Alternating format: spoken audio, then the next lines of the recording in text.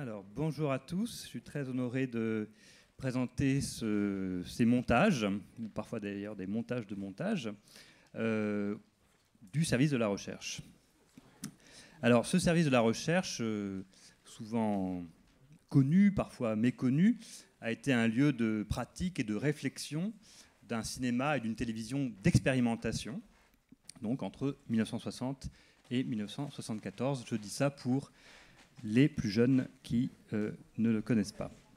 Alors je disais que c'était un lieu connu parce qu'évidemment tout le monde a en tête les Shadocks, un peu connu parce qu'on a entendu parler de la série par exemple Un certain regard. On sait parfois que La Jetée ou Le mystère Kumiko de Chris Marker ont été réalisés, produits avec le service de la recherche.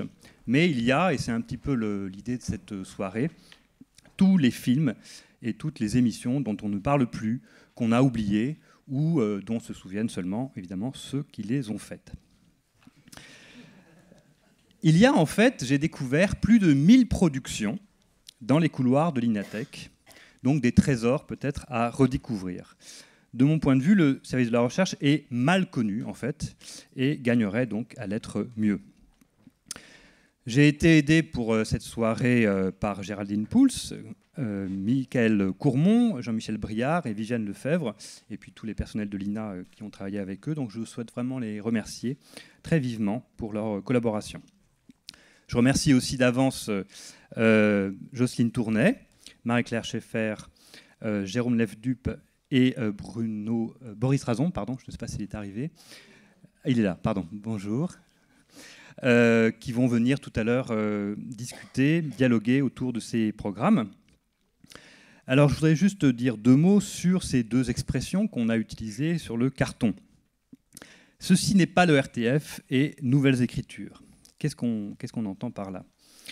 Ceci n'est pas le RTF, évidemment, c'est l'allusion à This is not television de la chaîne du câble américaine HBO, qui a été repris d'ailleurs, slogan qui a été repris un petit peu par Canal+, quand Canal+ disait « Quand vous regardez Canal+, vous ne regardez pas la télévision ».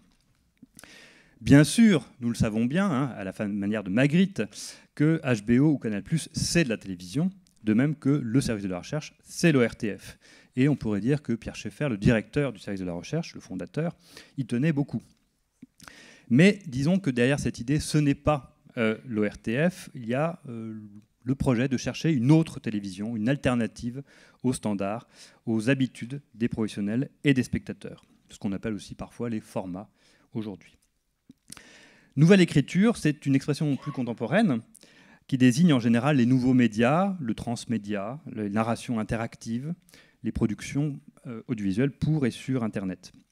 Et donc là, en faisant un anachronisme délibéré, il s'agit de mettre l'accent sur le fait que le service de la recherche a toujours cherché à travailler sur la façon dont de nouvelles techniques, alors aujourd'hui, nous, ce sont les techniques de la numérisation et de la circulation sur le web, mais à l'époque, c'était le magnétoscope, c'était la télévision couleur, c'était le trucage électronique, la distribution par câble. Comment toutes ces techniques pouvaient permettre d'explorer de nouvelles formes d'expression et de communication. Donc l'idée de cette soirée, c'est moins de faire une histoire du service de la recherche que plutôt de juger l'arbre aux fruits, comme on dit dans la parabole. Se demander sur quels principes, sur quelles propositions, finalement, les films et les programmes qu'on va voir s'appuient. Qu'est-ce qu'ils contiennent comme fruits qui pourraient nous inspirer aujourd'hui? Et d'ailleurs, peut-être on fera un test pour savoir si ça nous parle encore aujourd'hui. On est quand même 40 ans, parfois 50 ans après ces programmes.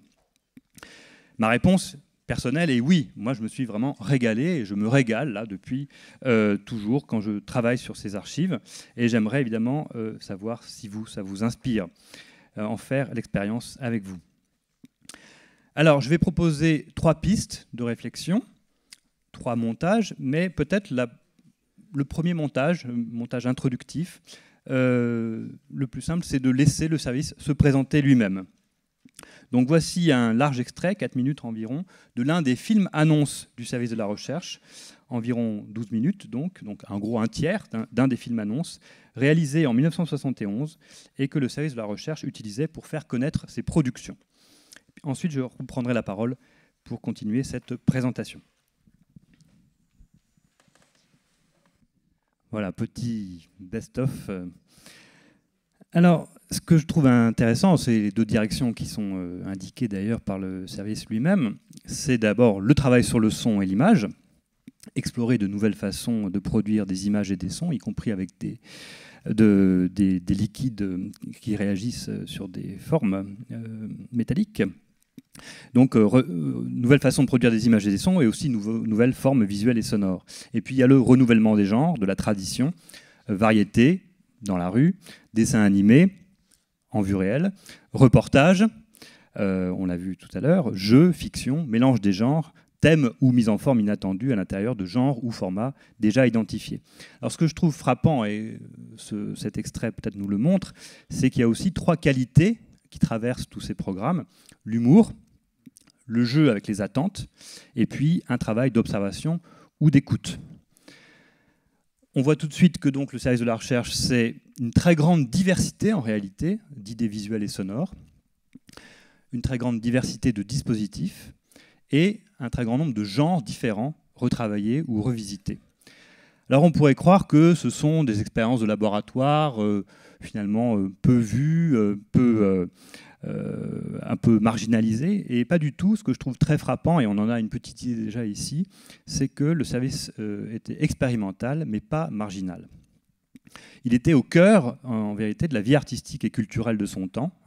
Vous avez reconnu Ludmilla Michael, Serge Gainsbourg. Je crois que c'est la voix de Delphine Seyrig qu'on entend avec La Tortue. Enfin, donc, je pourrais vous faire une liste, ça me prendrait 10 minutes, de tous les personnalités, cinéastes, poètes, musiciens, chanteurs, dessinateurs, cinéastes, acteurs qui sont passés par le service de la recherche. Donc, le service de la recherche était vraiment un service expérimental, mais non marginal, plutôt au cœur des années 60-70. Alors, comment présenter ce foisonnement? Comment présenter cet espace de liberté créative? Alors, j'ai choisi 3 lignes directrices, 3 questions que le service de la recherche se pose et, dans le fond aussi, nous pose à nous. La question du spectateur. Quelle autre ou quelle nouvelle relation au public peut s'envisager? Peut-on et comment faire une recherche sur l'homme, avec ou à travers les machines et les médias? Et puis, 3e question, le renouvellement des genres, donc on l'a vu à l'instant, comment faire une autre télévision que celle qui nous maintiendrait dans nos habitudes? Alors j'appelle tout de suite, pour me rejoindre, donc, Jocelyne Tournay, Marie-Claire Schiffer, Géraldine Pouls. Je crois que Géraldine, tu veux monter? Oui, ou peut-être nous présenter. Boris Razon. Oui. Vous serez le premier public, celui à qui sera donnée la parole tout de suite, après les montages. Oui, pendant que vous vous installez tous, je vais juste dire un petit mot, d'abord pour remercier Guillaume d'avoir conçu cette soirée. Donc, Guillaume, vous le savez tous, est chercheur à l'Université de Paris 3 au laboratoire IRCAV et aussi en ce moment à l'ISCC, laboratoire du CNRS. Donc c'est lui qui nous a proposé ces pistes de recherche qu'on a trouvées extrêmement stimulantes. On a en effet souhaité avec lui vous les soumettre, inviter des personnalités à réagir à divers titres. Et puis moi, donc, au nom de l'INA, donc, je remercie encore Guillaume. Je vous rappelle aussi que les images que l'on vous montre en arrière-plan sont également tirées des archives de l'INA, puisque nous n'avons pas seulement des archives audiovisuelles, mais aussi des archives écrites qui sont soit comme ça des documents liés à l'activité des services, comme le service de la recherche, ou aussi des photographies dont on verra quelques-unes. Voilà, et toutes ces archives sont consultables à l'INATech. Donc je vous laisse profiter de la sélection de Guillaume, qui a travaillé avec Michael Courmont, et puis des commentaires de nos intervenants. Très bonne soirée. Merci Géraldine. Alors, on s'improvise présentateur et animateur, comme dans certaines émissions. Alors, il me semble effectivement que les qualités que j'ai pointées tout à l'heure, l'humour, le jeu, l'observation, supposent donc de changer le rapport des films ou des émissions aux spectateurs. Inutile de proposer de but en blanc un programme d'un nouveau genre sans donner aux spectateurs des moyens pour s'en emparer. C'est le bon sens même, me semble-t-il. pas de bonne expérimentation sans une participation possible et réelle du spectateur à l'expérience. Donc une expérience n'a de sens que si elle implique celui qui regarde ou écoute. Donc premier montage que je vous propose, des extraits qui, de 61 à 74, donc sur l'ensemble de la production du service de la recherche, posent la question du public. Le public, c'est à la fois un objet d'enquête, donc des émissions sur le téléspectateur ou des réflexions sur le spectateur, une question qui est mise en jeu. Chaque programme doit trouver sa manière à lui de changer la relation au public en fonction de son projet, de son dispositif, et puis aussi trouver les moyens d'un programme qui implique, qui intrigue, qui oblige le spectateur à se positionner différemment de d'habitude. Et donc la recherche du public, je dirais, c'est aussi faire chercher le public, mettre en mouvement le spectateur à partir de là où il se trouve peut-être. Et d'ailleurs, au passage, je signale que pour moi, c'est la meilleure définition de ce que pourrait être un service public. Alors, deuxième montage, qu'est-ce que ce spectateur a à nous dire et même que dit-il devant son poste? Voilà, plusieurs façons de poser la question du spectateur, me semble-t-il. Je vais dire 3 petites choses, et puis après on va discuter, si vous voulez bien, de ces différentes émissions. Chacune, évidemment, est intéressante. On pourrait s'attarder sur cet enfant qui passe le micro et cette expérience qui consiste à rendre en image ce qu'on a vu, qui est rien que l'idée, qui est une idée de Georges Lapassade, est intéressante en elle-même, et d'en faire un film, bien sûr. Moi, j'aime beaucoup aussi ce manège du début avec cette musique pour Est-ce ainsi que les hommes pensent, où on a la conquête de l'espace, et puis tout d'un coup, cette musique devient insupportable parce qu'on a des images de fin du monde. Enfin, chaque chose est, je trouve, très, très aboutie d'un certain point de vue, même si tout n'est pas parfaitement abouti, mais il y a à chaque fois une idée intéressante. Alors, il me semble qu'en tout cas, sur cette réflexion sur le spectateur, moi, je voudrais dire 3 choses. J'ai l'impression que dans tout ce qu'on a vu se pose la question d'une certaine forme de présence qu'on a à l'esprit de ce spectateur. Évidemment, ce spectateur qui parle devant la télé, c'est l'exemple principal, mais je pense que c'est présent partout. Il y a, vous l'avez vu d'ailleurs, des essais, des expériences filmées qui n'ont pas été diffusées à l'antenne, puisque justement le but c'était de voir, d'observer, de tester. Certaines productions passent la rampe, d'autres non. Bon, voilà, ça c'est des questions qui intéressaient le service de la recherche.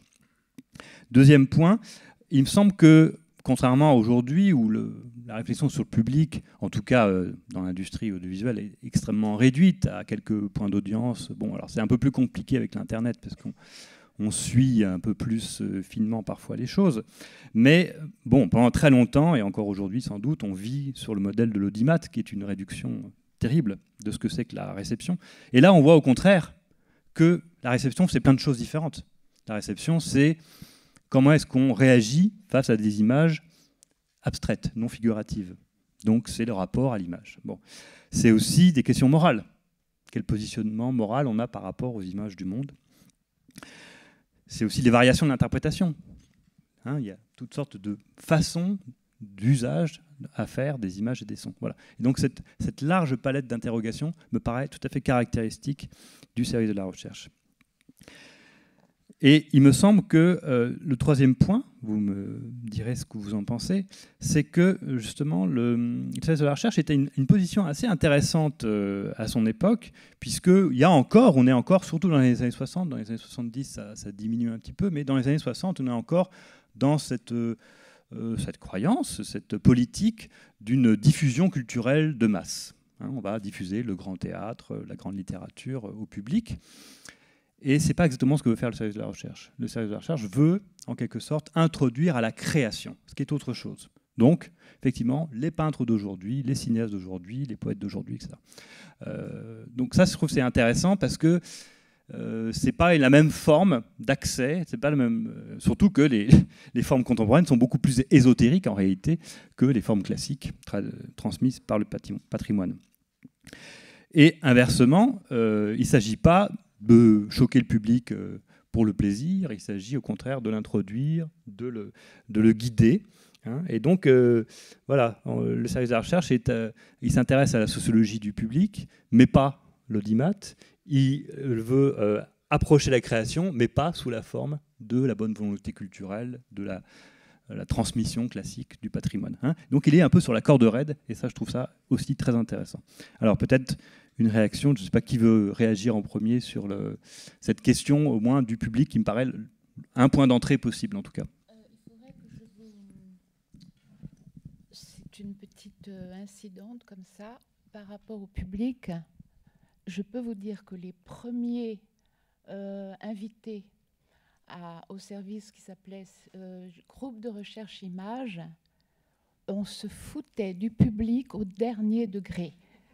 Hein? Alors, bon, on avait été appelés, en fait, on avait été recueillis par les groupes de recherche musicale qui travaillaient sur la matière. Et donc là, le dernier truc que vous avez vu, la chute d'Icare, c'est Patrice qui avait mis lui était lithographe. Mais au lieu de continuer la lithographie, ce qu'il aurait peut-être pu faire d'ailleurs, il a commencé à verser des petits pigments sur une toile qui était agitée avec un moteur en dessous, avec une caméra au-dessus, et ça a été sa ferveur, c'était de faire comme les musiciens concrets, comme Ferrari, comme Pierre-Henry. C'était vraiment un paradis, quoi. Et c'était pas du tout le public. D'ailleurs, on regardait même pas la télé. On allait au cinéma. Hein. Moi, on avait 24 ou 27 ans. On sortait pas des universités. On avait tout juste notre bac. Hein. C'est tout. Donc, on était un peu. Il faut quand même pour intéresser là le public.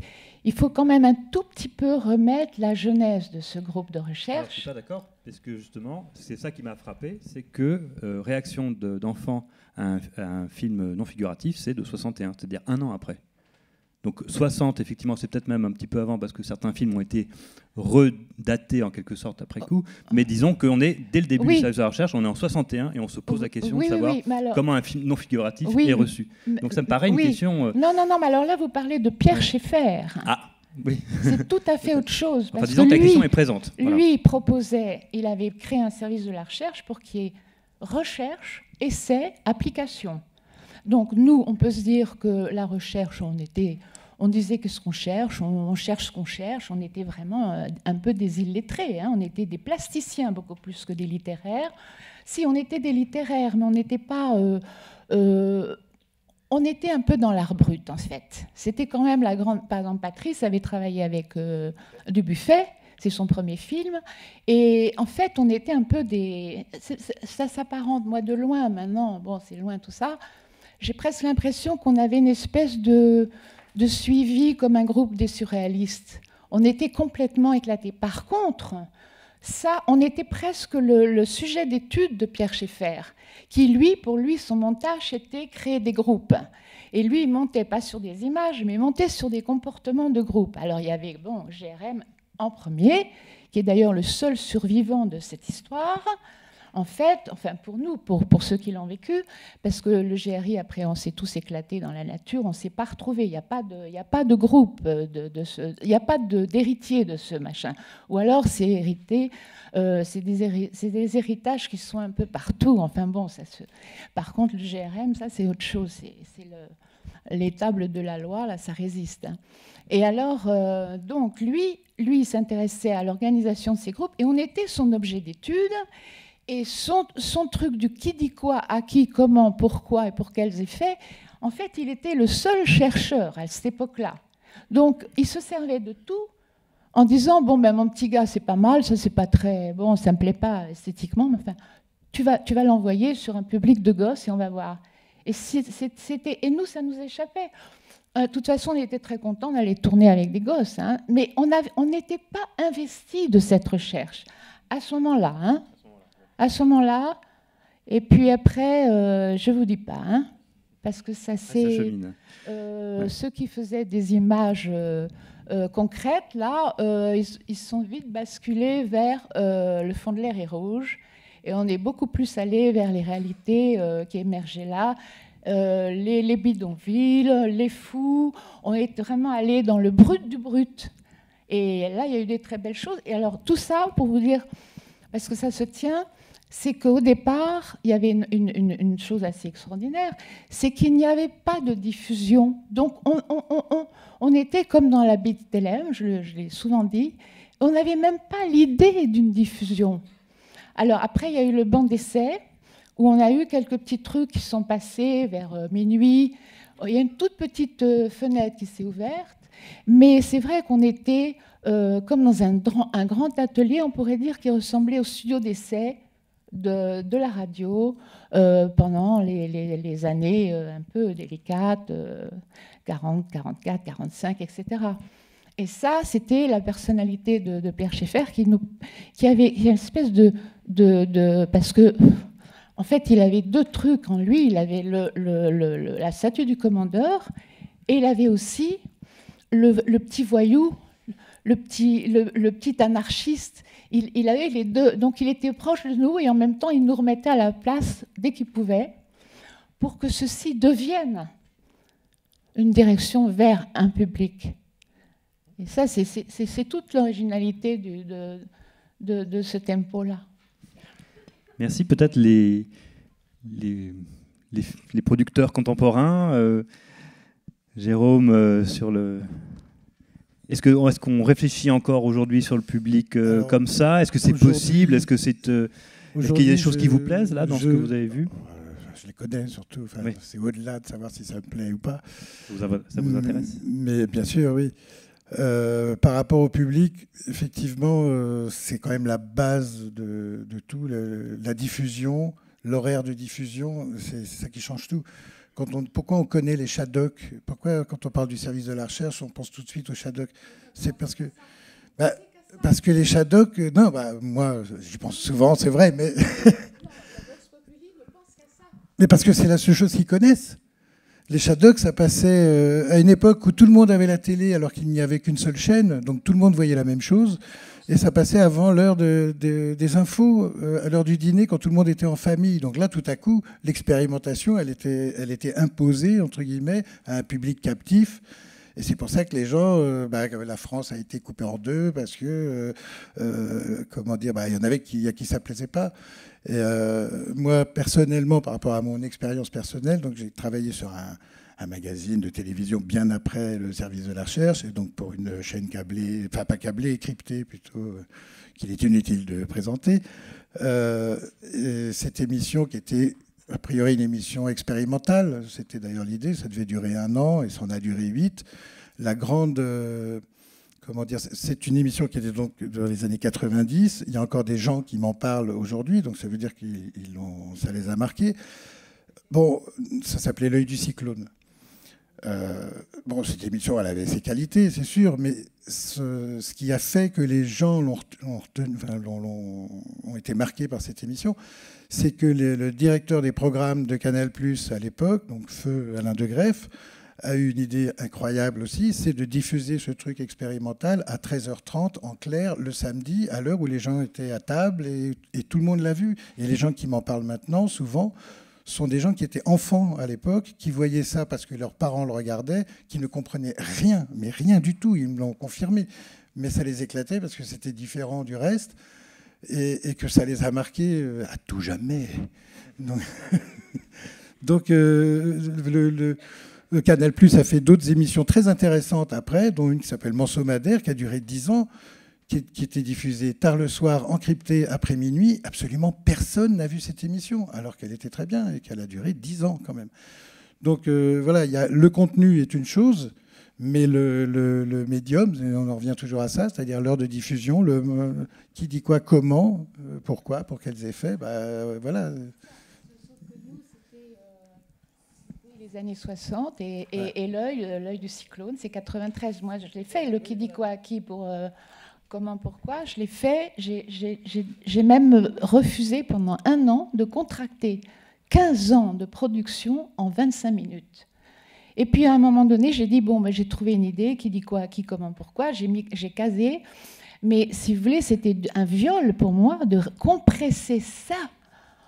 En 25 minutes, d'ailleurs, mon père l'avait vu à ce moment-là, en 93. Il s'était levé de sa chaise, et je n'oublierai jamais. Il a dit, c'est grotesque. Voilà. Donc c'est deux époques différentes.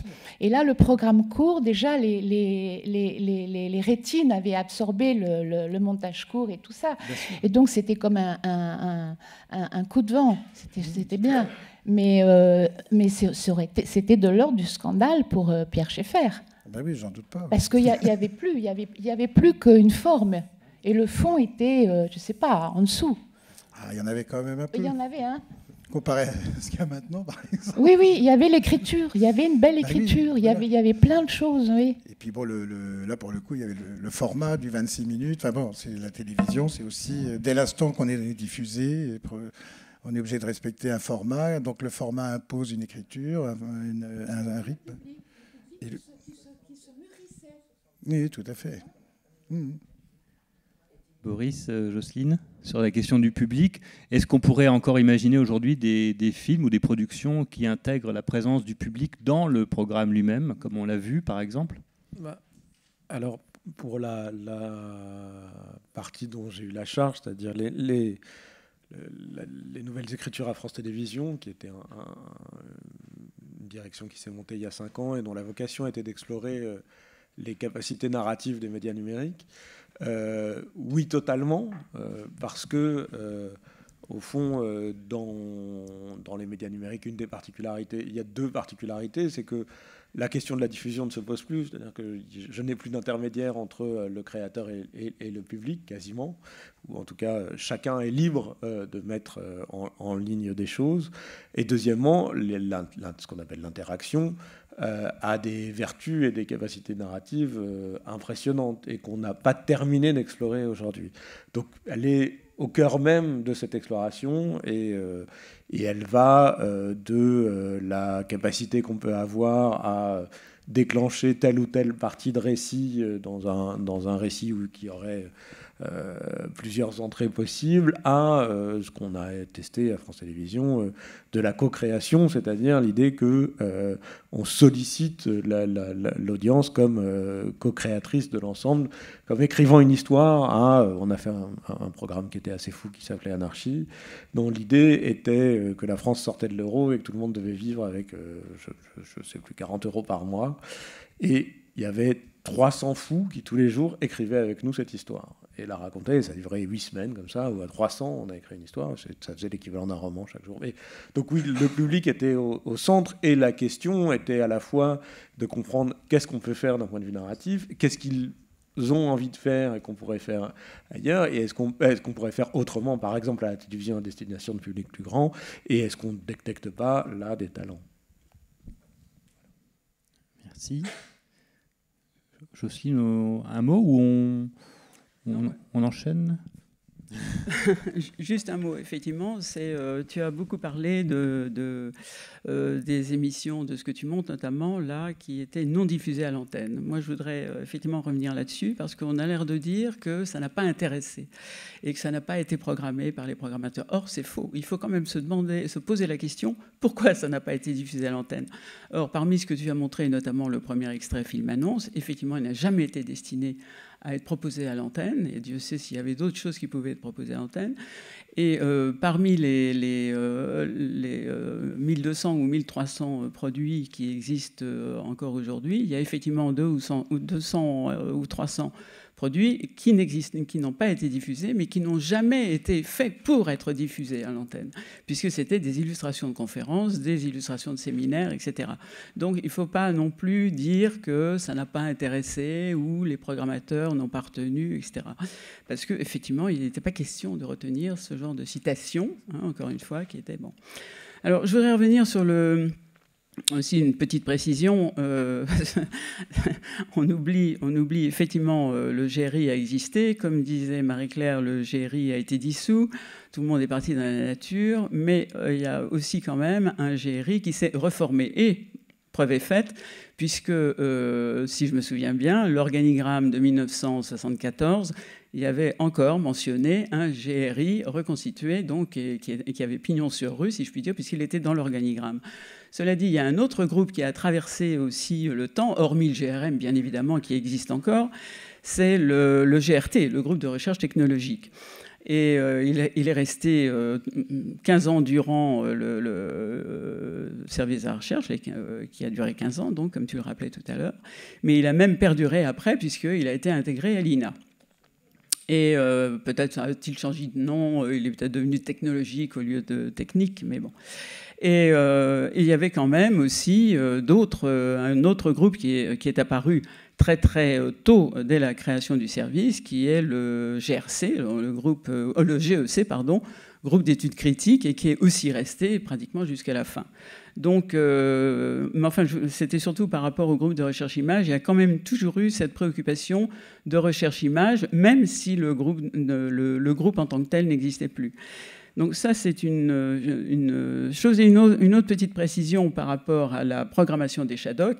La deuxième chaîne existait puisque ça a été programmé sur la deuxième chaîne. Et la deuxième chaîne existait puisque ça a été programmé en 1968. Donc la deuxième chaîne est arrivée bien avant, 4 ans avant. Ou 3 ans avant, 4 ans. C'est même l'arrivée de la deuxième chaîne qui fait qu'on passe effectivement cette première période de 60-64 où il y a très peu de choses qui passent à l'antenne. Il n'y a pas d'antenne du tout jusqu'en 64. Il n'y a pas d'accès à l'antenne jusqu'en 64. Quelques productions l'antenne a été ouverte en 1964 grâce effectivement à l'arrivée de la deuxième chaîne. Et c'est la série... la réserve qui existait de films couleurs, d'essais couleurs, donc essentiellement tournés en 35 à l'époque, qui ont dû être réduits pour être diffusés à l'antenne. Ça a été le génie précurseur, parce qu'on savait bien qu'il y aurait une deuxième chaîne un jour. Donc voilà, c'était... Alors, par rapport au public, je voulais simplement dire que là... Encore une fois, je suis désolée, Marie Keller, de te contredire ou d'apporter un supplément, mais c'est vrai qu'il y a eu quand même très tôt, pas dès l'origine, pas dès 1960, je suis d'accord, mais très tôt, il y a eu effectivement le souci de la réception. Et ce n'est pas tant le problème du public, c'est le problème de la réception de l'image. Et ça, c'est quand même un truc qui a été une préoccupation récurrente sur 15 ans et bien antérieure à la création du service de la recherche, qui était une idée de Schaeffer et qui a duré jusqu'à la fin, puisqu'il y a eu quand même des séries notoire, comme la série À vous de jouer, qui a été entièrement basée sur le problème de la réception, le souci du public, etc. Donc, alors pour ceux qui... Pardon. Absolument que je complète là, parce que je voulais parler simplement du démarrage de ce soleil-là. Donc, on était des gens d'image. Et je distingue bien qu'il y a eu 3 époques pour moi, parce que je les ai traversées d'abord très près, puis de loin. Le moment où on crée un groupe d'expérience, d'expérimentation, hein.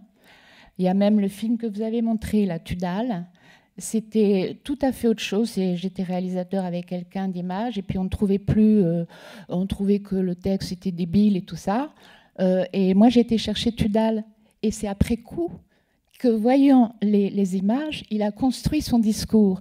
Donc, on n'était pas dans la commande, c'est ça que je veux dire, et on était libre. Bon, alors après, effectivement, il y a une autre... Bon, après, on s'est éparpillé un peu. Beaucoup sont allés à Dim Dam Dom, hein, qui était aussi très rigolo comme écriture. C'était le même tempo là, de ces gens d'images, et un peu turbulents et un peu satiriques.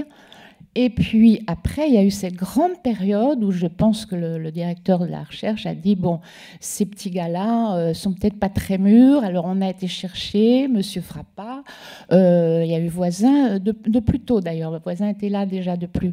Il y a eu déjà des gens, des vrais professionnels des médias, hein, aussi bien radio que presse, que éducation nationale.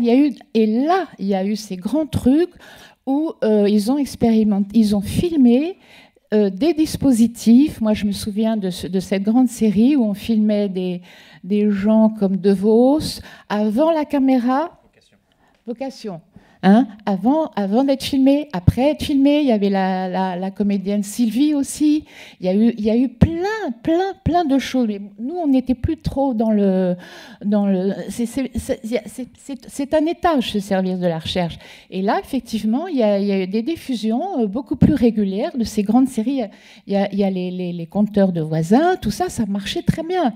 On était déjà dans la production. Et puis, il y a la troisième époque, pour moi, où carrément, donc ça c'est après 68, hein, où tout s'est un peu explosé. Et là, Pierre Schaeffer a fait quand même appel à des pointures, hein, Bringuier, Knapp, et beaucoup de coproductions avec c'est là qu'il y a eu La Jetée aussi. C'était avant. 62. C'était avant. Donc, mais là, il y a eu cette série qu'on a appelée Un certain regard.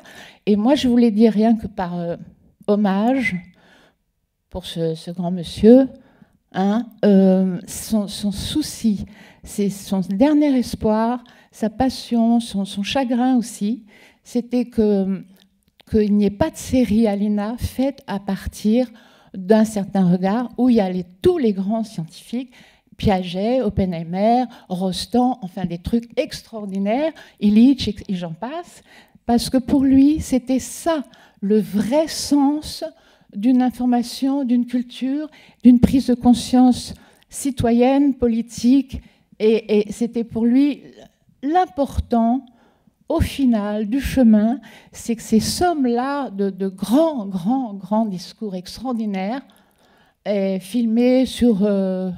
souvent, il y avait deux émissions ou trois volets, hein, sur chacun, puissent être portés à la connaissance du grand public.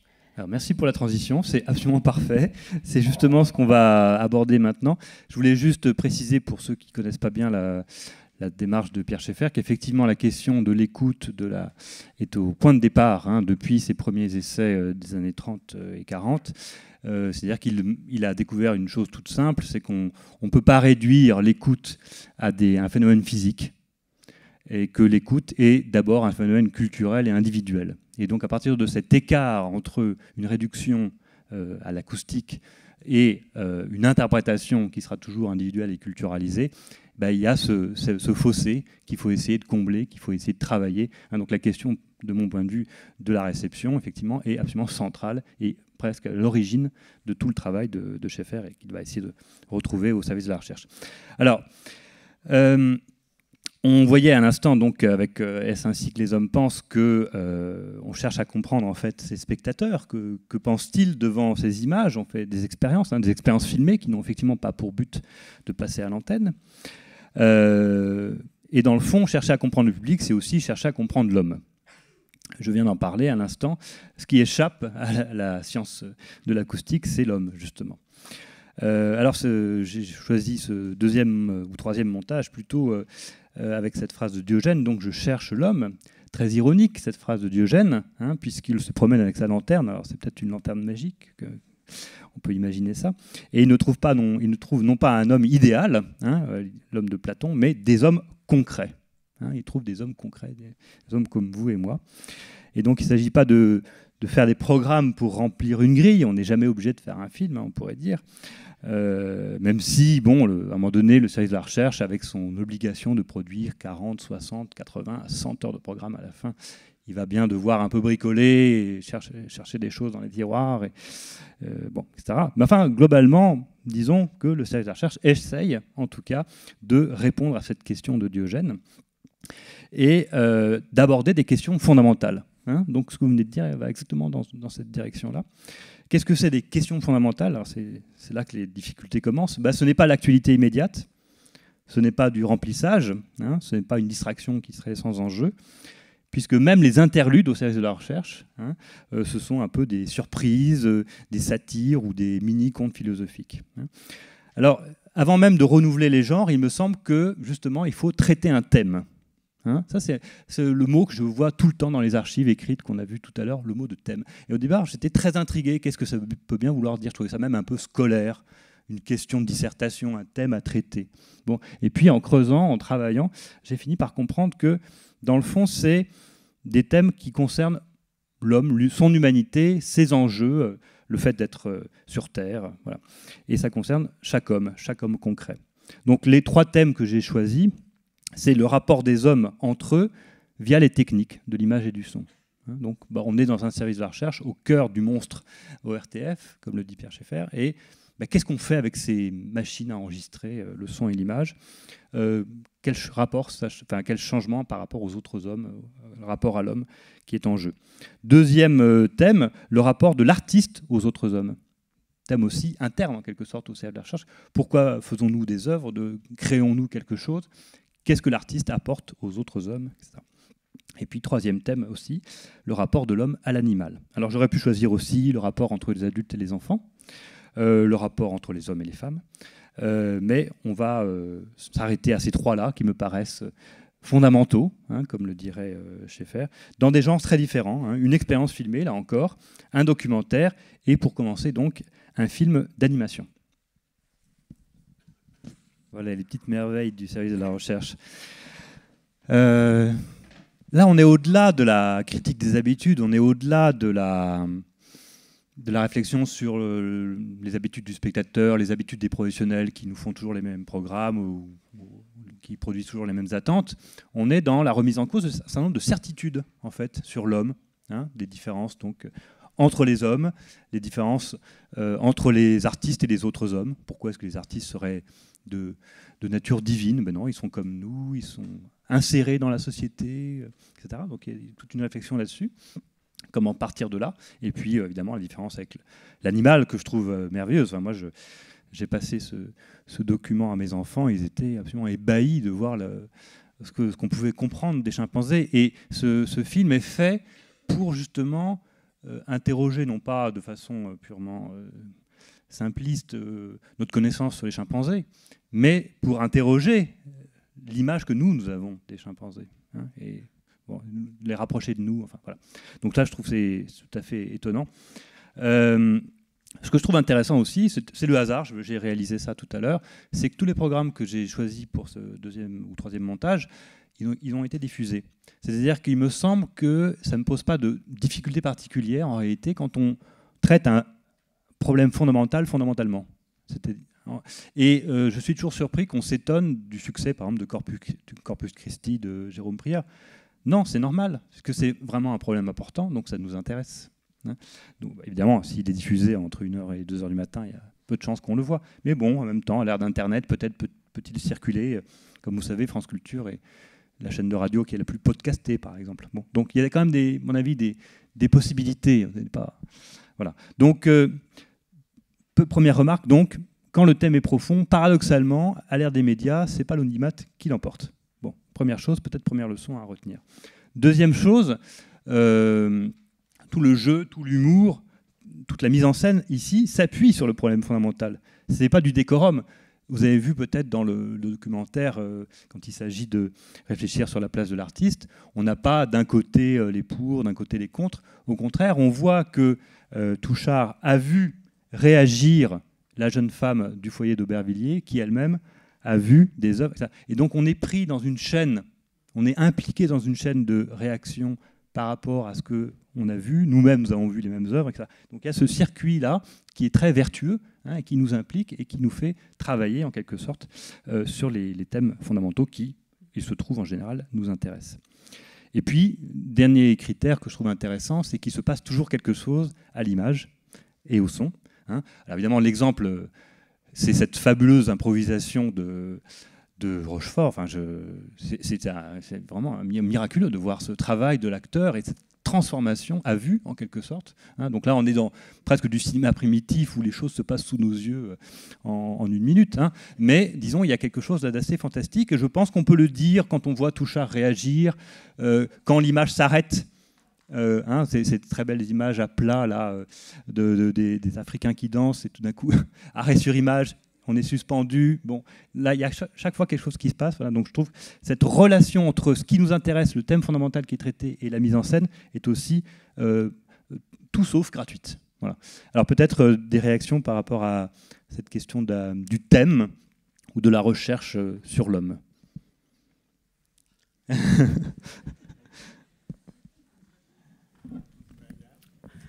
C'est difficile d'être la première. Cela dit, je pense que c'est ton point de vue, c'est un montage. De toute façon, les images, c'est toujours un plaisir de les revoir, effectivement, et on peut faire dire n'importe quoi à n'importe quelle image. Donc, ça peut illustrer ton thème. Cela dit, je trouve, mais ça, c'est mon côté mauvais caractère, mais je trouve que si j'avais dû effectivement illustrer ce thème qui est effectivement je cherche l'homme, oui, le fameux Diogène, je ne l'aurais pas du tout traité comme ça, parce que dans les archives, enfin dans la production de la recherche, je pense que je serais immédiatement allé vers les expériences de groupe, parce que pour moi, la recherche de l'homme qui existait, bien évidemment, enfin, chez Schaeffer, ça passait par le groupe. Mais bon, cela dit, c'est mon point de vue. Ce n'est pas que le mien, je crois, mais bon, c'est une approche comme une autre. Et effectivement, pour en venir à Rochefort, il y a eu aussi Higelin dans la même série Plateforme. C'est avant tout, ça correspond à des exercices qu'on enseigne dans je ne sais plus quelle école des comédiens. Donc, où il faut tout d'un coup devenir une pierre, un animal, etc. Bon, ça, c'est une chose. Donc, pourquoi pas, ça peut illustrer ça. Maintenant, par rapport au dossier chimpanzé, effectivement, c'est très amusant de revoir ça. On peut dire beaucoup de choses par rapport à la comparaison entre l'homme et l'animal, mais je ne pense pas que ce dossier ait été proposé par Agnès Tanguy, qui était une passionnée de guenons, de singes, etc., une grande amie de Michel Simon, lui-même passionné de chimpanzés, etc. Donc je pense que c'est plutôt... il fallait peut-être produire une émission, puisque ça fait partie de la série Un certain regard. Alors il faut se dire aussi que la série Un certain regard, Marie-Claire, à très juste titre, parlait des savants, mais la série Un certain regard a démarré en 1964, c'est-à-dire qu'en 10 ans, jusqu'en 1974, et même un peu après, puisqu'il y a eu des numéros diffusés dans les années 75, les premières années. Après, on a balayé cette série absolument extraordinaire, de même qu'on a balayé la série Parcours critique, choc en retour, dont tu as montré des exemples du numéro 2, je crois, d'Edmond Agabra. Je pense que cette série Un certain regard, elle a changé au fil des ans quand même. Elle a évolué considérablement.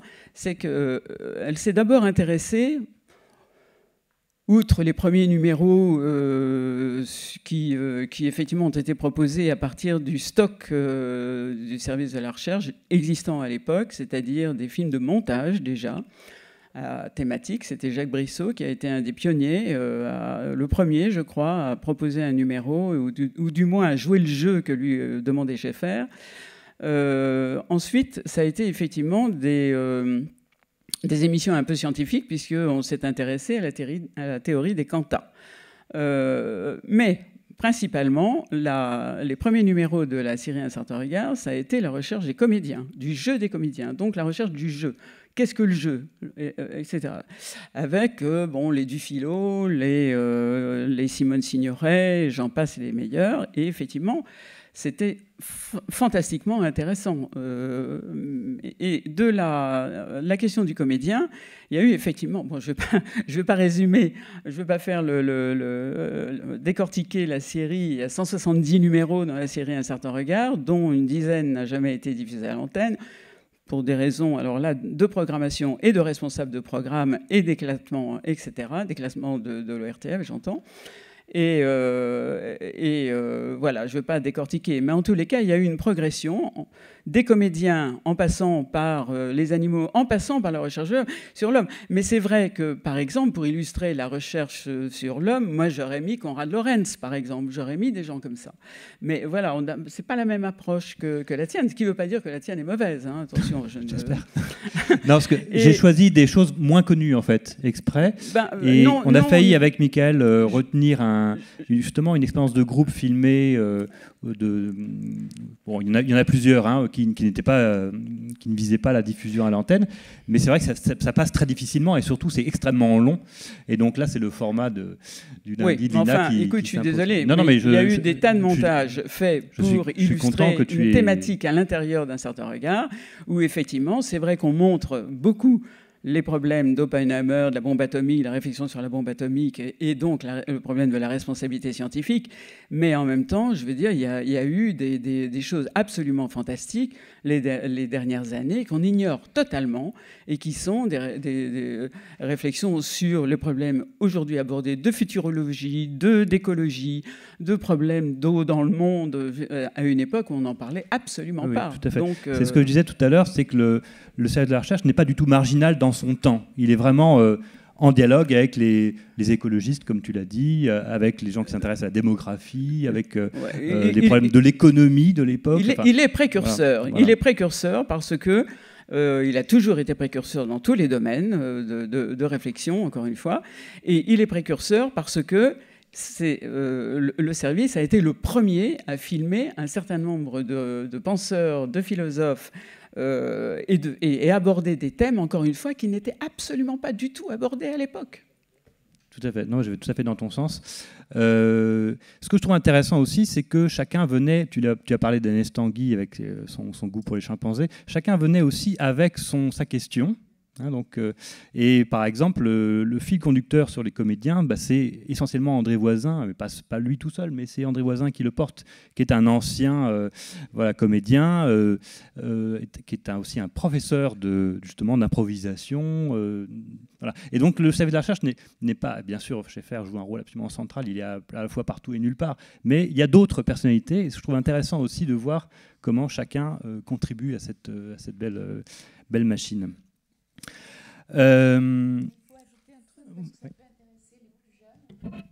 C'est que nous étions jamais en rivalité, tout le monde était, on pactisait et d'une certaine façon, on avait des équipes comme avec Périmont, Pamard, des gens magnifiques.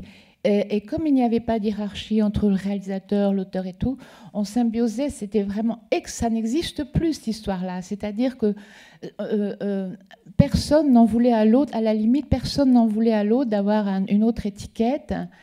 Et mieux que ça, quand il y avait... Alors, il y a encore une autre idée, mais ça peut intéresser au niveau des productions maintenant et des diffusions. Si on allait faire un truc, moi j'avais fait un truc demandé par Dim Dam Dom sur ça c'était en 67, sur un pensionnat religieux.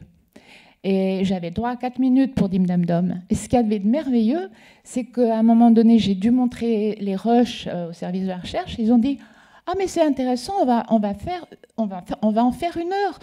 Ne jetez pas tout ça, parce qu'on partait, on pouvait ramasser 3 pois chiches.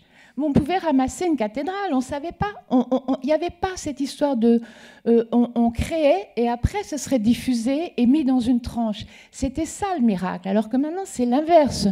Moi, j'ai eu, il n'y a pas si longtemps, un producteur qui m'a dit « Tu vas interviewer ça, tu me ramènes le décryptage, et puis je corrige, et puis tu le remets en bouche ». Du type que tu as interviewé.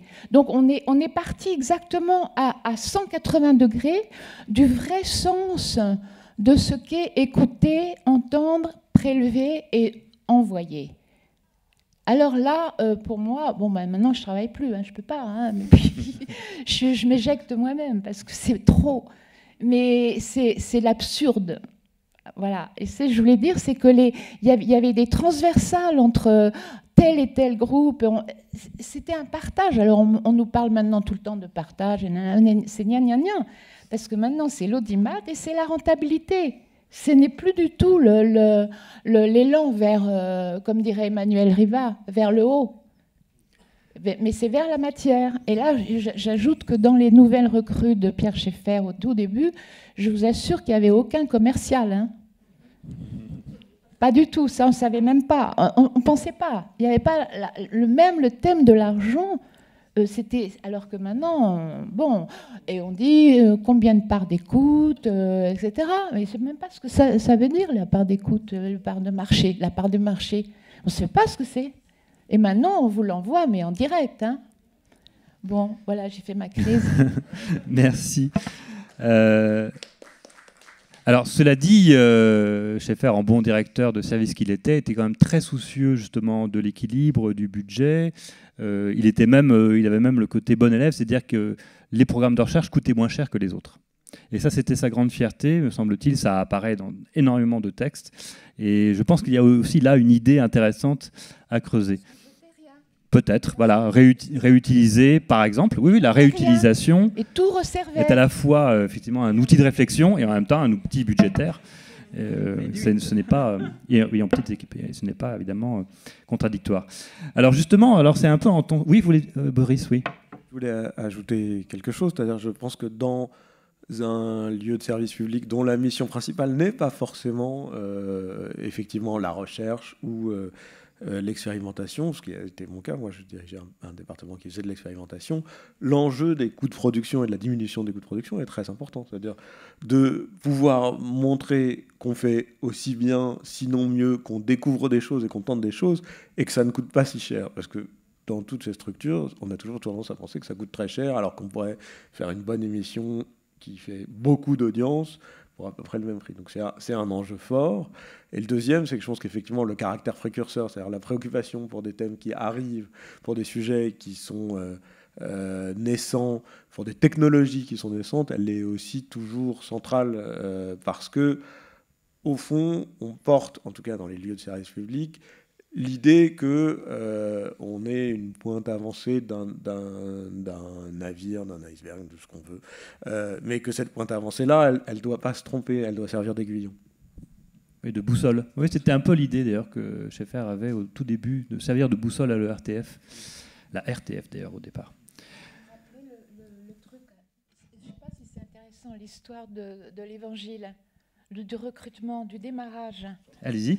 Alors, au sujet justement de ces grandes préoccupations qu'avait mon père sur qui dit quoi, qui, comment, pourquoi, parce que lui était complètement investi de cette interrogation. C'est comme la grand-messe, hein, la télé à ce moment-là, il y avait 2 chaînes ou une, c'est la grand-messe. Et ce qui a changé d'ailleurs, c'est que toute la France, à un moment donné, regardait le même truc. C'est ça qui a changé aussi. Parce que tout le monde, sur une réplique de Pivot ou sur un truc de 5 colonnes, on était tous à l'écoute. Et ça, personne n'en parle maintenant vraiment beaucoup, mais c'était une espèce de collectif de pensée de tout le monde. Et le lendemain, tout le monde s'échangeait. Bon, alors tout ça pour dire ce que je voulais dire. Ah oui, que ce qu'il y avait de... Alors lui était investi de cette grande machination. Et nous, pas, comme je l'ai dit tout à l'heure, on était des bricoleurs, et puis on était contents de faire des crayons sur un papier, et des belles couleurs et tout ça. Mais alors il a écrit, alors je ne sais pas dans quel on trouve ça, mais moi je l'ai lu ou je l'ai entendu, mais je crois que je l'ai lu, je ne sais plus dans quel livre, que peut-être dans les antennes de Jéricho. Alors il raconte qu'au départ, son idée, c'était vraiment d'investir tous les gens de Cognac-G, des Buttes-Chaumont, les grands professionnels de l'époque, de cette interrogation sur ce média. C'était capital, hein, et c'était urgent. Parce qu'on pouvait aller, comme ça démarrait, on pouvait aller dans n'importe quel sens. On pouvait aller vers la grosse caisse des variétés, ou bien la vulgarité, ou au contraire un truc trop savant, bref. Et alors il raconte qu'il aimait raconter ça. Je ne sais pas s'il l'a écrit. Et il dit, il rappelle un moment de l'Évangile, je ne sais plus quel de la Bible, je ne sais plus, Matthieu ou Jean, enfin bref. Et il dit... raconte cette parabole qu'un grand seigneur avait appelé tout autour de lui tous les féodaux, enfin tous les autres princes, pour faire un grand repas et pour parler des choses essentielles, du sens de la vie, etc. Et donc personne n'était venu à cette table de communion. Et du coup, il s'était rabattu et il avait ramassé des gueux. Donc nous, on était les gueux, en fait. Il avait ramassé des gueux. Simplement, il leur avait demandé de revêtir la robe blanche. Et il avait plusieurs fois, je l'ai entendu nommer cette parabole, c'est-à-dire que le contact n'existait pas du tout au début, mais pas du tout entre, comme disait Jocelyne, entre les gens de Cognac, les gens des groupes, les barères, tout ça, pas du tout, du tout. Donc il y avait un truc de franc-tireur. On était quand même, et on était mal vu parce qu'il y avait des jalousies, dans la mesure, oui, pourquoi celui-là, il n'a pas sa carte de réalisateur, pourquoi il tourne. Il y avait des histoires, des choses qu'on trouve maintenant sous d'autres formes, mais bon, c'était pas blanc de blanc partout, hein. Merci. Alors, justement, quand le service de la recherche commence à s'institutionnaliser, à être voilà, 1/100e de l'ORTF, évidemment, des problèmes un peu différents se posent. Et c'est un peu le sens de ce dernier montage qu'on va voir.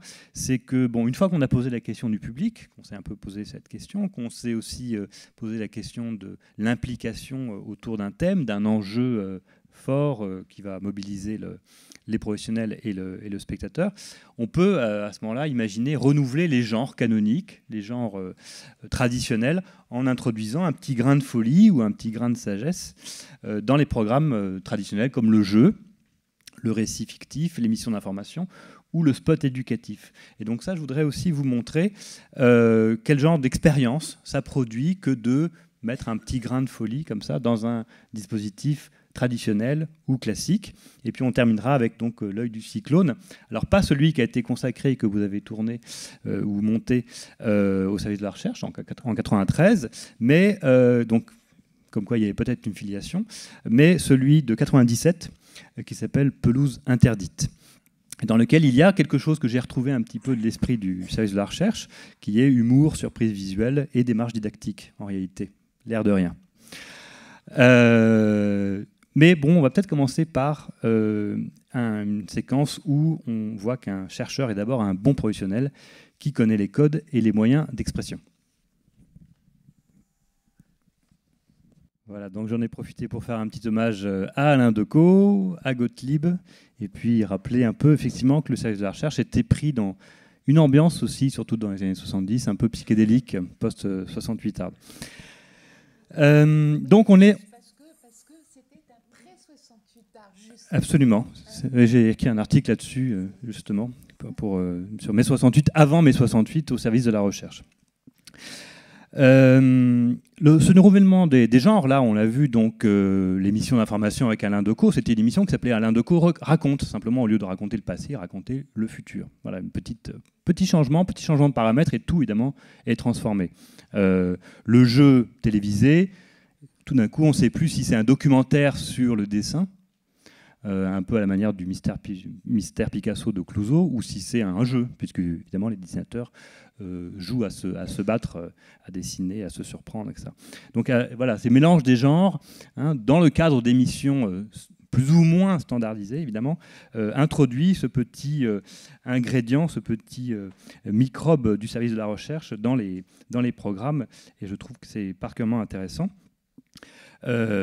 Et alors, c'était un principe, me semble-t-il, qu'on trouve dans tous les programmes, ou presque, à savoir de partir de programmes de recherche, hein, de questionnement, de réflexion sur qu'est-ce que c'est dessiner, qu'est-ce que c'est le public, qu'est-ce que c'est tel ou tel thème, telle ou telle technique, à la recherche de programmes. Hein. Ça, c'est un des jeux de mots fétiches du service de la recherche, mais là, on le voit bien à l'œuvre, me semble-t-il, hein, comment ce que j'ai essayé de vous dire jusqu'à présent peut simplement transformer un programme en quelque sorte de l'intérieur. Donc ça vient troubler le genre, en quelque sorte. Hein. Je pense que c'est ça aussi qui nous fait rire. C'est pas simplement que les séquences sont drôlatiques ou loufoques, mais c'est que le genre lui-même est perturbé, qu'il est interrogé dans ses soubassements. Par exemple, Alain Decaux raconte le futur, mais comment est-ce simplement possible ? Hein. Là, on est face à une expérience très ambivalente, et puis il nous dit, bon allez, on est en l'an 2000, mais nous-mêmes, nous sommes déjà en 2017. Enfin, vous voyez, il y a ce jeu sur les temporalités, et bien sûr que c'est en quelque sorte programmé par l'existence même de cette émission. Je vous ai proposé aussi un petit jeu avec la Reine des Neiges. Hein. Vous savez que c'était le grand succès de Disney il y a 1 ou 2 ans. Voilà une autre Reine des Neiges. Hein. Une Reine des Neiges qui jouerait justement sur la dimension cristalline de l'image, hein, la capacité à effacer peut-être la différence entre le narrateur et le personnage, au lieu d'avoir toujours ce narrateur surplombant qui vous fait la leçon, enfin, etc. Bon, donc là, et puis peut-être même l'enfant qui écoute est intégré au conte lui-même, hein, grâce à cette robe de neige de la Reine des Neiges. Bon, voilà, il y a des petites choses, et parfois des choses très importantes, hein, qui sont proposées. Et puis donc ce jeu sur les codes, on l'a vu avec Godard, et puis on le voit à la fin avec l'œil du cyclone, qui voilà, s'apparente un petit peu au service de la recherche dans son esprit. Voilà. Alors est-ce qu'il y a une continuité? Est-ce qu'on a perdu la recherche en route? Est-ce que c'est une autre recherche? Par rapport à l'œil du cyclone, donc, qui se passe 20 ans après, hein, en gros, d'une part, il y a plusieurs épisodes qui ont été consacrés soit au service de la recherche, soit aux archives de l'INA. Donc, on savait aussi à qui on devait notre état d'esprit, je dirais. Il y a eu environ 250 épisodes. Alors, pour celui que vous avez choisi, c'est assez folklorique, mais... il pouvait être assez folklorique, les sujets, et surtout le principe, c'était là où ça devenait expérimental, c'est que justement, d'une semaine à l'autre, on parlait d'un sujet totalement différent du précédent, qui était réalisé par un réalisateur différent, qui était coproduit par une boîte de prod différente. Enfin, donc, on s'assurait qu'il y ait une écriture qui évoluait ou qui changeait. Donc moi, mon travail là-dessus, c'était surtout de façon régulière de faire l'habillage. Donc le générique changeait toutes les semaines, il évoluait, comment dire, aussi bien en image qu'en musique, puisque avec mon frère, on a fait 120 versions quand même du thème musical, en 8 ans, hein, enfin quand même, 120 versions. Et bref, et en fait, tout ça a été possible aussi. Alors, puisque là, on était dans un contexte de diffusion, c'était plus on fait de la recherche et puis on passe si on veut, on fait de la télé, donc il faut le passer quand même. Et ce qui était intéressant, c'est que donc, dans les années 90, ça faisait déjà un moment que de toute façon, toutes les chaînes de télé, même en gros tous les médias, étaient déjà féodés à l'audimat, à l'audience, aux annonceurs, et que donc il fallait absolument faire de l'audience. Et puis si vous faisiez une émission... qui ne faisait pas d'audience, votre émission, elle avait un épisode et puis c'était fini, quoi. Il n'y avait pas de problème. Là, en l'occurrence, on se retrouvait sur une chaîne qui était payante, ce qui était quand même relativement nouveau et inhabituel en France. Donc, une chaîne qui gagnait son argent par les abonnements et non pas par les revenus publicitaires. Donc, les revenus publicitaires, c'était du plus. Donc, ils pouvaient prendre des risques d'audience. Et c'était génial. Et je crois que c'est ce qui fait que je ne crois pas que ça sera possible de toute façon de faire à nouveau ce genre de choses. De toute façon, en télévision, ça n'a plus tellement de sens non plus, puisque aussi l'autre chose, c'est que cette émission donc, a duré de 91 à 99. C'est-à-dire que quand elle a commencé, il y a un truc qui n'existait pas, c'était Internet. Par contre, quand elle s'est terminée, Internet a commencé à prendre ses marques dans l'usage. Donc, d'une certaine façon, on s'en est rendu compte plus tard, d'ailleurs, en parlant avec Alain Bureau et tout ça, c'est qu'on annonçait Internet, évidemment sans le savoir, mais on annonçait cette chose qu'il y a maintenant sur Internet, qui est on peut avoir accès à n'importe quel type d'image, n'importe comment, dans n'importe quel ordre, et voilà. Et là, c'était déjà ça. C'est-à-dire que le truc de base, c'était de se dire, on va montrer des choses qu'on n'a pas l'habitude de voir à la télévision, et il y en a plein. Et puis, ça passe ou ça casse, ça plaît ou ça plaît pas. On a envie de les voir. C'est des choses dont on a entendu parler ou pas. Mais alors les émissions, ça pouvait être aussi bien, je sais pas moi, un florilège de cinéma propagandiste chinois des années 60, comme un portrait d'artiste, comme un film carrément artistique. Moi, j'en avais fait un sur les mouvements de foule, par exemple, qui était entièrement musical. Voilà. Donc on pouvait donc essayer des choses, expérimenter des choses, et surtout on pouvait se prendre des énormes gadins d'audience, c'était pas grave. Et ce qui est marrant, c'est qu'une fois, on a été opportuniste et ça a été payant, enfin, si on peut dire. C'est-à-dire que dans un premier temps, on fait une émission sur les situationnistes, donc sur Debord. On a fait un score, mais sous-marin. C'est-à-dire que personne n'a vu cette émission, tout le monde s'en foutait complètement, quoi. 1 an après ou 2 ans après, Debord a la bonne idée de se suicider. Oh, tiens, on va repasser l'émission sur Debord. Et là, on a fait un carton d'audience. Et Canal, ah merci, c'était très bien les petits gars, vous avez bien bossé. Bon, on n'avait pas la moindre idée de savoir si ça allait marcher ou pas, et on s'en foutait. Et c'est ça qui nous ramenait un peu justement au service de la recherche. C'est-à-dire qu'on s'en foutait de l'audience. Et ça, c'est quelque chose qui n'existait déjà plus beaucoup, enfin, quasiment pas. Puis alors maintenant, c'est mort, de toute façon. Voilà. Ouais, ce que je trouve intéressant dans ce que vous venez de dire, c'est qu'à la fois, donc, il y a quand même une forme de transmission.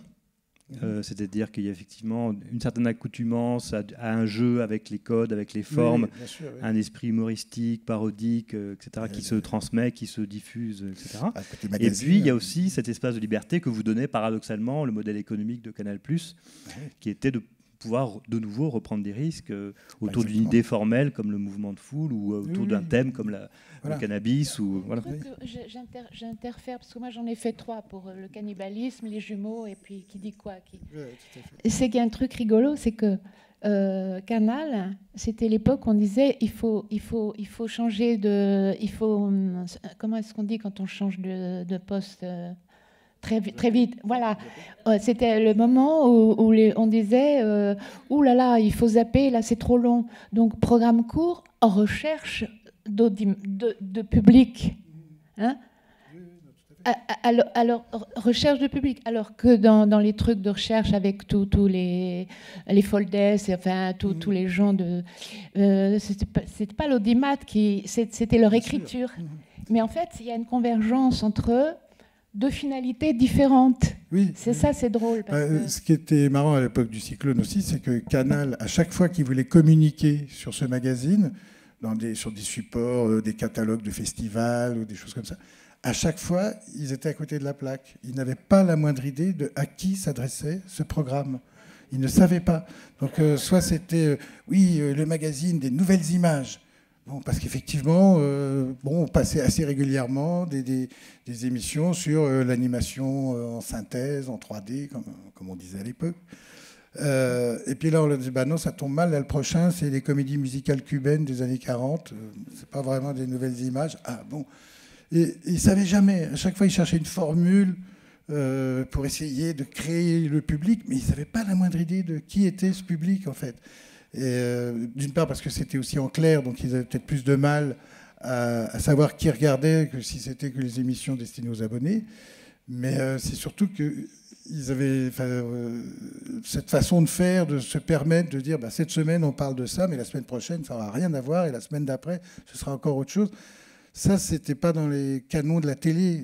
Dans la télé, il faut formater les choses au maximum, et nous, effectivement, on essayait de sortir de ce format tout en rentrant dedans, parce que c'était 26 minutes, il y avait le générique fait telle durée, la présentation fait telle durée, etc. Enfin, évidemment, on était contraint au format, quoi. Mais malgré ça, il y a une forme qui est ce zapping, c'est ce montage aussi presque systématique. C'était pas là, cet exemple-là le montre.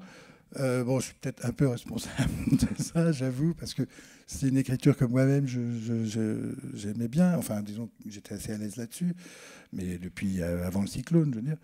En même temps, on s'est quand même assez vite rendu compte que si c'était que ça, les gens en auraient marre et que c'était mort.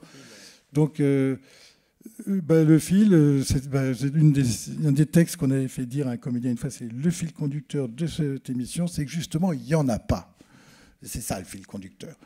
Et c'était une des formules un peu faciles, je vous l'accorde, qu'on s'offrait. Mais non, c'était. Ouais, enfin voilà, l'idée c'était de dire que tout est possible et de précisément capter entre guillemets une audience en lui promettant que la fois prochaine ce sera encore autre chose. Voilà. C'est totalement l'inverse de. Il y a eu comme ça des fenêtres d'expérimentation sur Arte aussi, sur la 7. Il y en a eu quelques-unes, mais effectivement, il y a voilà, avec des gens comme Thierry Garel. Bon. Donc il y a effectivement, mais c'était des fenêtres expérimentales et non pas d'expérimentation, me semble-t-il, comme ce que le service de recherche a essayé de faire. Donc je trouve qu'il me semble qu'il y a des petites différences et presque parfois j'ai l'impression que l'esprit Canal est un peu plus proche, peut-être plus commercial, mais plus proche de l'esprit du service de la recherche. Boris, Jocelyne, un mot sur ce petit grain de folie qu'on peut introduire dans des programmes canoniques. Est-ce que c'est encore possible aujourd'hui ? Est-ce qu'il y a des choses qui existent ? Est-ce qu'il faut avoir cette culture parodique que la plupart des spectateurs ont à peu près acquise aujourd'hui ? Alors, il y a plusieurs choses. C'est-à-dire que la culture parodique, je pense qu'elle est extrêmement présente aujourd'hui et partout. Et effectivement, je pense que le web, pour ça, est amené par le détournement, la culture de la confrontation des images, du mash-up, un esprit parodique qui est extrêmement puissant et qui est quasiment la norme. En fait, à la limite, du coup, la parodie est à réinventer. La deuxième chose, après, tout dépend du cadre dans lequel on parle, mais c'est vrai que la question de l'hybridation des genres, en tout cas, c'était pour nous, à Nouvelles Écritures, un point fondamental. Avec notamment la rencontre, et là aussi je pense que c'est très lié à l'influence du numérique et à la coexistence des réalités, la rencontre de la fiction et du documentaire, comme, non pas sous la forme du docu-fiction tel qu'on a pu le voir à la télévision, mais bien dans des espèces de confrontations un peu plus violentes, un peu plus troublantes, un peu plus étranges, et je pense que alors, la question, c'est comment la télévision s'autorise-t-elle à avoir un cadre un peu plus lâche que celui de l'audience ? C'est effectivement très compliqué. Mon expérience à France Télévisions, elle est double. D'un côté, j'ai dirigé ce département qui s'appelait les Nouvelles Écritures, qui était consacré plutôt aux nouvelles écritures numériques et plutôt qui faisait des trucs dans son coin ou qui accompagnait des programmes, c'était des œuvres qui prolongeaient des programmes existants. Et puis, j'ai pris la direction des programmes de France 4, qui était une chaîne qui n'avait jamais trouvé son identité.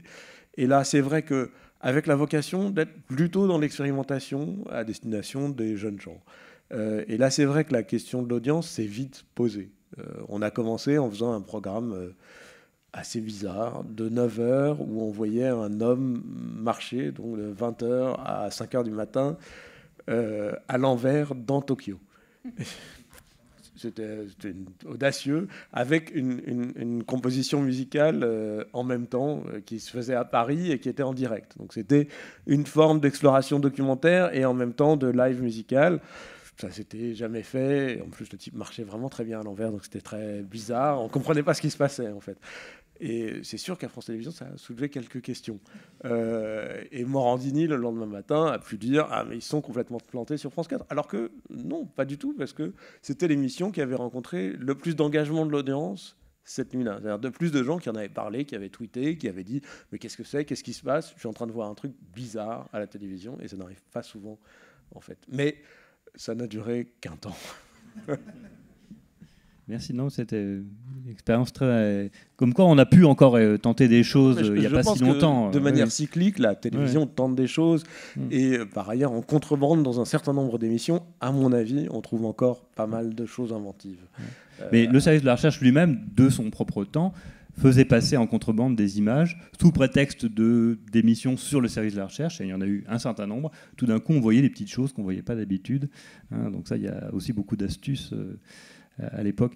Jocelyne, peut-être tu peux rappeler la différence entre les trois types de programmes qui se met en place à partir de la deuxième moitié des années 60. Donc, programme expérimental, programme spécifique, et puis programme de développement. On a vu essentiellement là des programmes de développement, mais pas seulement. Alors, par exemple, un exemple intéressant, c'est que c'est pas des cases, c'est pas des boîtes séparées, comme on pourrait le faire aujourd'hui. Ce sont en fait des moments différents, pas tous effectués en quelque sorte, dans une sorte de schéma idéal, mais pas tous effectués, du processus de création d'une œuvre. Les Shadocks, par exemple, ça a d'abord été une expérimentation technique. Donc, animographe, expérience, pas d'objectif d'émission, d'antenne, on dessine. Bon. Ensuite, programme spécifique. Et puis ensuite, ça marche.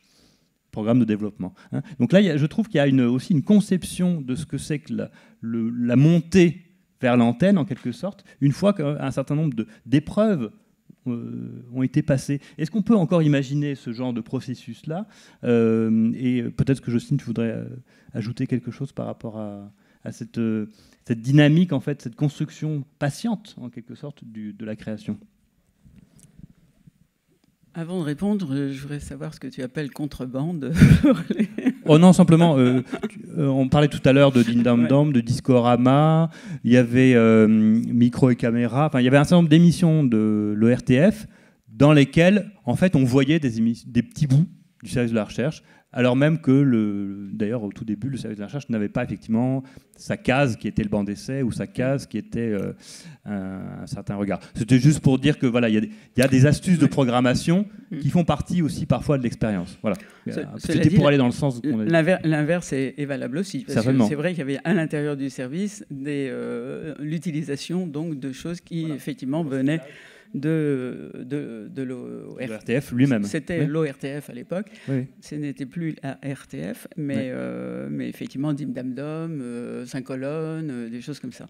Et je dirais même, les professionnels eux-mêmes étaient recyclés. Ils étaient passés en quelque sorte à la lessiveuse du service de la recherche, que ce soit Bringuier, Dumayet, Decaux. Enfin, ils jouaient ce jeu-là aussi. Decaux a joué le jeu. Il n'a jamais fait partie du service de la recherche. Bringuier a été effectivement séduit. Il était, je crois que c'était très bien qu'il soit séduit à ce moment-là par le service de la recherche et notamment par la directrice des programmes spécifiques, Jacqueline Adler, pour ne pas la nommer. Et bon, c'est aussi un concours de circonstances, mais il y a quand même énormément de réalisateurs de télévision qui n'ont jamais mis les pieds et qui n'ont jamais rien fait au service de la recherche. D'abord parce qu'ils n'étaient pas assez payés, et en plus parce que bon, et il faudrait leur demander. Mais enfin, on n'a jamais vu Bluval travailler au service de la recherche, même s'il est venu visionner de temps en temps. Ça, effectivement, oublions. Alors, pour répondre à ta question sur la production essais spécifiques et développement, il y a effectivement... on ne peut pas dire que c'est 3 périodes. En fait, tout le temps, au cours des 15 ans, il y a eu, bon, évidemment, pas le développement au départ, mais c'est vrai que l'essai et le spécifique a quand même toujours été étroitement liés à partir du moment où s'est dessiné le besoin de produire pour l'antenne, c'est-à-dire, comme on le disait tout à l'heure, 1964. Et puis, de toute façon, heureusement que l'antenne est arrivée, parce que la consigne, c'était pour exister, produisez et vous existerez. Donc, Schaeffer a bien dû, effectivement, se résigner à faire des produits destinés à l'antenne. Se résigner, mais en même temps, il y tenait, puisqu'il appelait ça la vaccination. Absolument. Ce que je trouve très intéressant, c'est-à-dire qu'il fallait passer l'épreuve de l'antenne. L'antenne, c'est pas juste un mauvais endroit, c'est aussi un endroit où justement se fait une expérience avec le public. Donc, avec le public, oui. Ça, ok.